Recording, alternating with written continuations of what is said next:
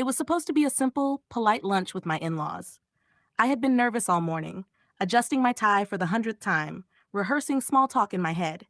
My wife, Emily, had insisted it would be just casual, but anyone who's been around her family knows that's code for intense scrutiny. We arrived at the restaurant, and I immediately felt the weight of judgment.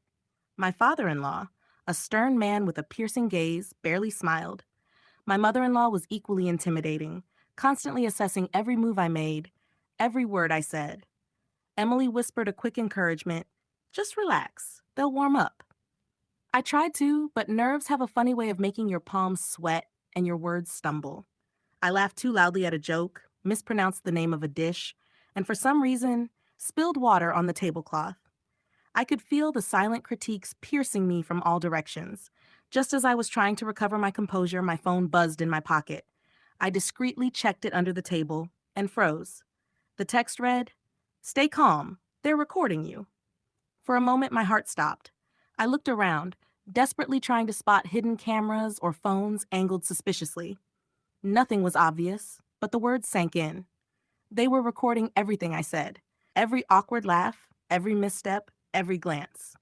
I glanced at Emily, who gave me a tiny nod, almost imperceptible. Clearly, she knew something I didn't. Panic surged through me, but I had no choice but to stay seated and act normal. I took a deep breath and reminded myself that dignity was everything in situations like this.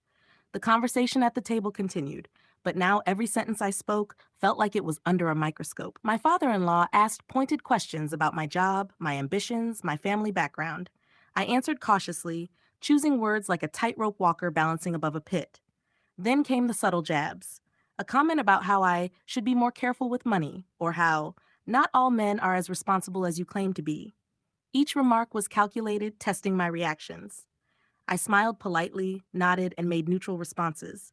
But inside, my mind was racing. Halfway through lunch, Emily leaned slightly toward me and whispered, "Don't worry. Just play along. They'll reveal everything themselves." I nodded, realizing she had planned this entire scenario. The text wasn't meant to scare me. It was a warning and a signal. By the end of the meal, my in-laws were convinced they had seen my true nature, or at least thought they had. They said their goodbyes with firm handshakes, a few subtle compliments thrown in, clearly satisfied with the performance they thought they had captured. As soon as we stepped outside, Emily handed me her phone. My jaw dropped. She showed me a video, not of me, but of my father-in-law and uncle discussing how they would test me. Every critical comment, every suspicious glance, everything they had planned to catch me on was already being documented by Emily. She had recorded them instead. I stared at her, stunned. She had flipped the script completely. Every trick they tried to use to intimidate me had been captured, exposing their manipulations rather than mine. And in that moment, I realized the genius of her plan. She had protected me, shown me the truth, and given me proof that the ones who tried to test me weren't as clever as they thought. We walked to the car, laughing quietly together. Emily's whisper echoed in my mind, "Stay calm. We've got this." That day, I learned two things. First, always expect the unexpected with in-laws. And second, never underestimate a partner who's a step ahead of everyone else.